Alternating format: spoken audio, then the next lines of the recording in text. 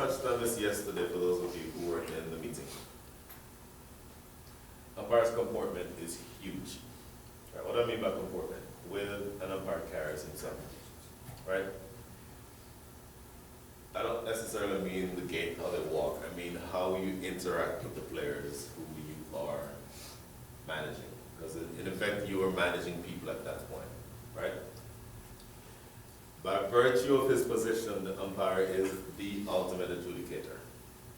This is not baseball. You don't get to go into the umpire's face and turn the cat backward and spit on them and kick dirt and all that foolishness. None of that exists in cricket.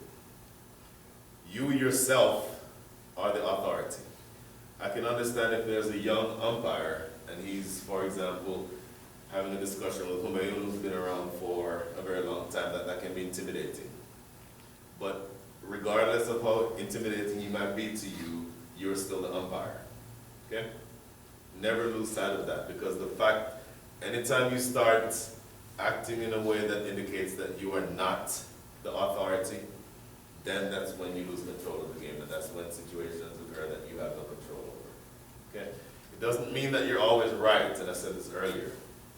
It means that you're the umpire. When I used to work retail, I used to tell my employees, the customer is not always right, but the customer is always the customer. Same thing for the umpire. Umpire is not always right. Second, I'm working to reduce the number of times that the umpires are wrong. But right or wrong, the umpire is always the umpire. Okay? The voice of reason and authority. There's never any reason for the umpire to contribute by word or action to a situation being inflamed. So if you say something to me, I say, how can you call that? And I say, I'm the umpire, and what I say goes. That doesn't help anything at all. And at the same time, number one, you're showing how small you are if you feel the need to have to stress that you're the umpire. Number two, you are literally trying to inflame the situation. Okay? I'll give you an example of a situation that I had. This is last year. I was umpiring. In fact, you were batting. You remember who this is? Don't say it. All right. Right arm bowler. We'll talk about LBW in a little bit. Right arm bowler bowling over the wicket to him, a left-hander. It was during the death overs, and he was going for quick runs and hitting out at everything. And the ball pitches probably a foot outside leg. Huge swing and a miss, and it's wrapped here, and I turns around, both arms up in the air, peeling, and I said, not up. The exact same thing happened the very next ball. And instead of, when he appealed, I immediately shook my head, and he said, oh, come on! When the ball was dead, I simply said, that's not the kind of appeal that I expect. Don't do it again. End of situation. You remember? Don't say his name. To his credit, he immediately said, I am sorry, I just got too exuberant, I'm not going to do that again. If I had said, don't yell at me like that, I'm the umpire, blah, blah, blah. Even though you're in the right as an umpire, you still have to have a certain amount of decorum and manage situations in such a way that they do not get inflamed. Okay? That's just a little example, but the broader point is that everything that you do means that you're in charge and you're in control, and you do not need to puff your chest up, because by virtue of who you are in that game, you're in charge. Okay? No reason to keep or to in any way try to overly emphasize that and then end up inflaming a situation that doesn't need to be inflamed. This has happened a few times recently. If you're facing a controversial decision, make a decision to the best of your ability and the best of your knowledge base. It doesn't mean that you immediately make a call, meaning make a decision, without thinking about it a little bit first. It also doesn't mean that your first instinct is right. Sometimes it's not. But the priority is to get the call right, right? Another example. I don't think this is the same game.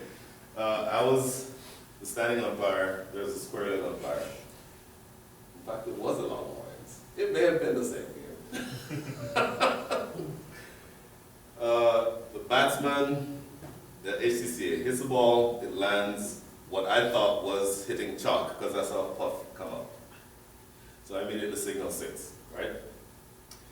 The fielder immediately said, no, that's not a 6. And then here comes the bowler charging down the wicket to talk to me. No, can you call it? Stop, back off. Anytime there's any controversy, you talk to the captain alone. Anybody else who needs to be drawn into the conversation at that point can get drawn in. But I immediately sent him away and talked to the captain and said, why is it that he thinks it's a 4? I think it's from where I saw it hit chalk, I thought it was a 6. He said, can I call him in and we join the conversation? I said, absolutely. Comes in, and I said, help me understand why I saw chalk. And he said, well, I'm at mid-wicket. This is a square leg. I was only 20 or so yards away. I saw it clearly land 2 feet inside the line. And there's a patch of dirt over there that's not necessarily, there's no grass, so you might have seen the puff from the dirt. Sounds plausible to me. 4 runs. Make the right decision. Do whatever you need to do to get the call right. Don't be so egotistical that you think that your first instinct was right, okay? Now, that applies under most circumstances. It doesn't apply, for example, if you give somebody an LBW and then you think about it, actually no, that was not. That's not what I'm talking about. I'm talking about situations where there is legitimate doubt as to what happened and the call has to go one way or the other. Don't be so married to your initial reaction that you end up getting it wrong.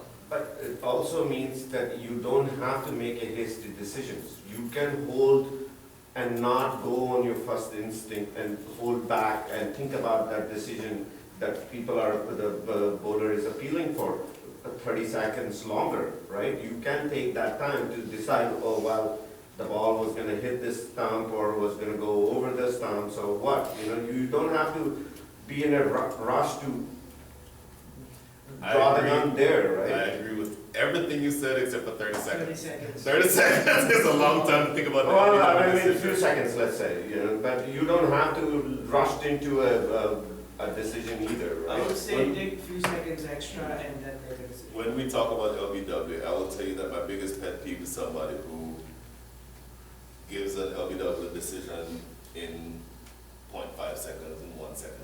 The number of things that you have to take into consideration before you give an LBW decision, there's no way to go through all of them that quickly. So yeah, your point is exactly right. Which umpire can override which umpire's decision? That's a very broad question. Give me an example. Like before. The only person who can I'll make tell the you call why. with I'll tell you why. LBW is... Because the square leg umpire Okay. knows the height. Well, that's one of the examples. And the other one is a nick. Say if the main umpire doesn't see or hear a nick, but it's big enough for the square leg umpire to think it's a nick.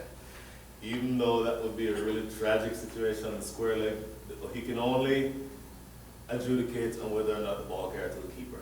He can't say it was a nick. You know, after the decision is made and they're talking afterwards, the square leg can say, just so you know, you got that wrong, there was a huge nick. But the square leg cannot overrule the standing umpire in those circumstances. But again, hopefully if it was a big enough edge that the square leg could hear it. Or can the regular umpire consult with the square leg umpire As to and then whether or make not a you decision, right? As to whether or not you heard a nick? Yes? No? Can the main umpire override the leg umpire's decision? If it's a blatant run out and he says no, but the main umpire No, doesn't. that's a different situation. That's And my personal preference is that, again, if we're talking about raising the standard of cricket and the umpire being the person who is responsible for keeping the standard of cricket where it needs to be, if I'm standing here behind the stumps at this end and I can see that this guy is probably 3 or 4 yards out and the square leg from the other team is shaking his head, no, I'm going to overrule him. If it's that obvious, clearly if it's a touch and go situation, you don't have the information to be able to make that decision. But if it's clearly obvious and it's so blatant, first I'd do 2 things. I'd overrule him, and then I'd send him off. Because if he's so blatantly cheating, he doesn't need to be out there. And also, actually, I wanted to, I don't know if it's the right slide right now or not,